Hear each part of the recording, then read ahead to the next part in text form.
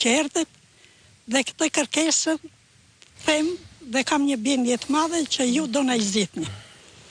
Neve tokën që kanë ardhur par 10 ditën e mërkur, pa na lajmëruar neve, si pronar të asaj tokës kanë ardhur, kanë vënë kunjat. Më kanë zënë 40 metro dhe kanë vënë kunjat me çtë drejt. Këtë tokë që shikoni ju, unë kam kaq vite që është prishur sistemi, nuk kam lënë një vit pa paguar tatimin e tokës, nuk kam ndonjë problem. Ku e gjejnë ata të drejtën të vinë të më marrin mua tokën tani këtu? Edhe pse? Pse? Tokën, kjo cepi që është këtu, kanë qenë zhukat deri këtu. Edhe therrat. Ne që na shikoni juve këtu, ne i kemi shkullur, i kemi djegur, dhe kemi punuar për të ushqyer. Jo se kemi në një fitim të madh se kush e di. Po çështja kryesore është kjo, që më kanë marrë me tapin tokën atje. Dua një zgjidhje. Ata që vinë paraqisin dokumenta? Fare, ore nuk na pyetën. Një dokument. Jo. Një qytetar tjetër? Po, kam paraqitur një dokument që për mua ky s'është dokument. Është një dokument fillestar. Të tha, hajde se po ta shetoj. Jo, nuk më ka thënë. S'më ka thënë. Kam një dokument tu që e disponoj. Dhe ai është dokument fillestar që nuk është, thotë, jo përfundimtare. Sepse nuk është bërë regjistrimi i asaj toke. Është në proces regjistrimi. Dhe nuk është tokë. Dhe quhet tokë pa frut. Ndërkohë që kjo po të filmonin është tokë me frut. Është tokë e punuar nga shteti në ato vite, nga ish kooperativa bujqësore. Çfarë keni mbjell? Ajo e mbjelli me kultura të ndryshme, po si vjet ka qenë misër.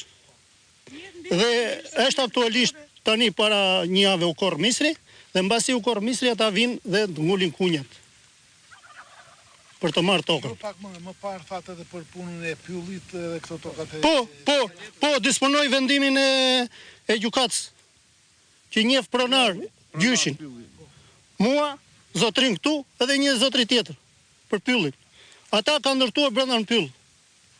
Kanë ndërtuar stanet, i kanë improvizuar me llamarina nga jashtë dhe ndërkohë është hedhur beton atje brenda, nga brenda llamarinave, që nuk lejohet brenda në pyll të mbahen dhi dhe dhën. Ata po e shfrytëzojnë dhe pikërisht në tokën që e kanë përfituar edhe nga pyjorja, edhe nga thimi dhe kompensimi i pronave. Çfarë kërkoni nga qeveria, nga policia, nga prokuroria, nga gjykata, nga Ministria e Bujqësisë, nga qeveria Ramakat? Na largojnë ato. Për të vendosur drejtësi. Të vendosur drejtësi, nëse ai shikon shtetit arsyeshme që unë kam falsifikuar to, le të fusi mua në burg. Ndryshe lër të fusi të gjej shkaktarët në radhë të parë të letrave që kanë bërë ata, sepse ata disponojnë 5 letra. Ku i kanë gjetur ato letra? Kush i kanë ndihmuar ata që kanë bërë ato letra? Këtë, Ministri i Bujqësisë lër të vit japi shpjegime. Nëse këto letrat e mia janë falso, lër të fusi mua në burg. Në ndryshe lër të mbaj përgjegjësi ai që ka dhënë letrat. Dhe nëse zgjidhja vonon, çfarë do bëni? Ne do vazhdojmë, do kërkojmë. Edhe mund të kalojmë në vetë gjyqësi atë se dim. Shikojmë si do veprojnë ata, si do veproj shteti. Se shteti deri tani është bërë pal, përderisa shteti u ka çuar dritat. Shikoni dritat. U ka çuar atyre dritat atje në pyll, atëherë do të thotë që këtu palë shteti. Po lër të thotë paktën shteti, që zotëri largohuni që këtu nga fshati, ikni nga kanë ikur fëmijët tuaj. Edhe ju që keni ngelur, zhdukuni që këtu se do të marrin tokat. Ta dim paktën.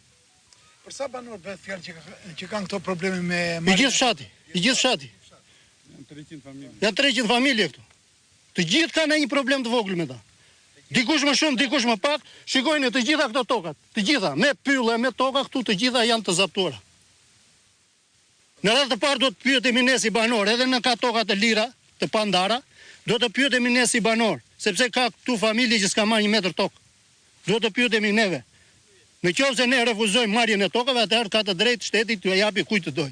Po ne pa u pyetur fare, vjen tjetri edhe bëhet zoti i tokës fshatit. Dhe një diçka tjetër. Unë kam vajtur në bashki, kam kërkuar tokë në Qira. Para 10 ditësh apo mos më. Dhe i thash kam nevojë për tokë me qira. Disponoj mjetet.